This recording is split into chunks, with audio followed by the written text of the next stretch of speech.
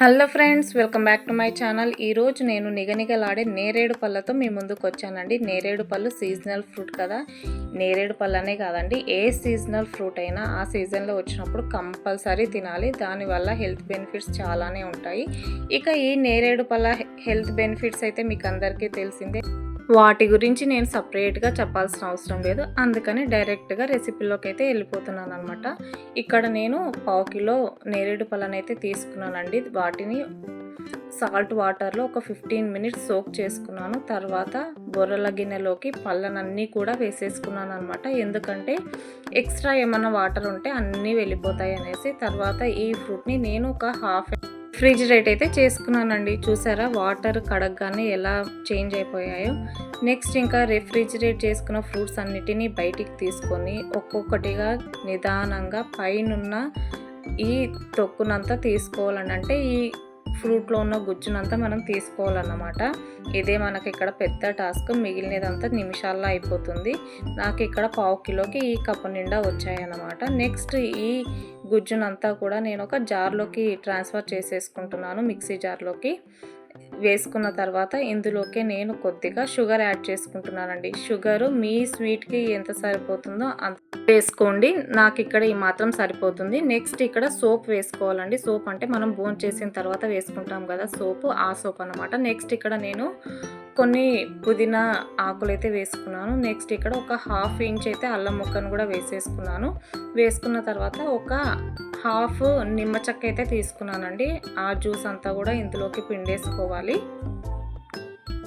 ఇలా మొత్తం కూడా రసం స్క్వీజ్ చేసుకున్న తర్వాత అందులోకి ఇంపార్టెంట్ థింగ్ బ్లాక్ సాల్ట్ వేసుకోవాలండి. ఇందులోకి ఒక 1/2 టేబుల్ స్పూన్ అయితే సరిపోతుంది అంతే. అందులోకి కొద్దిగా వాటర్ వేసుకొని మెత్తగా గ్రైండ్ చేసుకోవడం అంతే.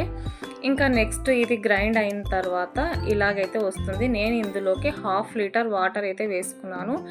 మీరు ఇక్కడ వాటర్కి బదులు సోడా కూడా కలుపుకోవచ్చు, చాలా బాగుంటుంది. నా దగ్గర సోడా లేదని నేను ఇక్కడ వాటర్ కలుపుకున్నాను. సోడా కలుపుకుంటే ఒక టేస్ట్ ఉంటుంది, వాటర్ కలుపుకుంటే ఇంకొక టేస్ట్ ఉంటుంది. రెండు కూడా చాలా సూపర్గా ఉంటాయి. అంతే అండి. నెక్స్ట్ దీన్ని ఇలా వడగట్టుకున్న తర్వాత గ్లాస్లోకి ట్రాన్స్ఫర్ చేసుకొని సర్వ్ చేసుకోవడమే అంతే. చూసారా కలర్ ఎంత చక్కగా ఉంది కదా. చూస్తూనే ఎంత మొత్తం అంతా తాగేయాలి అన్నట్లుగా ఉంది కదా.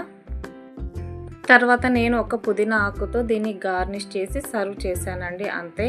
ఎంతో చక్కటి నేరేడు పండు జ్యూస్ అయితే రెడీ అయిపోయింది. నెక్స్ట్ ఈ జ్యూస్ని మనం ఇంకో రకంగా కూడా తయారు చేసుకోవచ్చు అనమాట. ఇదే జ్యూస్ని సేమ్ ఇంకో చిన్న ట్విస్ట్ అంతే. ఎందుకంటే మేము ఇలా కూడా నేరేడు పండుని తీసుకోలేం అనుకున్న వాళ్ళ కోసం ఇదండి.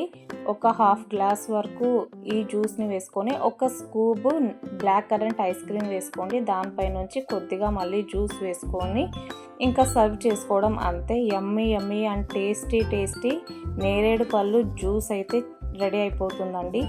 నేను ఇక్కడ ఇందులో ఏది తీసుకుంటానో గెస్ చేయండి.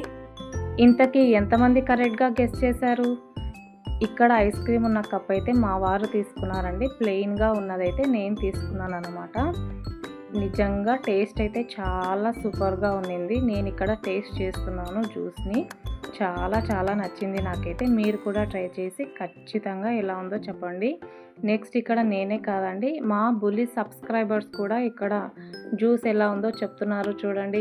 ఫస్ట్ వీళ్ళకి ప్లెయిన్ జ్యూస్ వేసి ఇచ్చాను అనమాట. మొత్తం అదంతా ఫినిష్ చేసి తాగిన తర్వాత నెక్స్ట్ రెండోసారి పిల్లలకు జ్యూస్ విత్ ఐస్ క్రీమ్ వేసి ఇచ్చాను అనమాట. అది కూడా పిల్లలు బాగా ఎంజాయ్ చేశారు. ఇదండి. మీకు మా ఛానల్ నచ్చినట్లయితే please like, share and subscribe.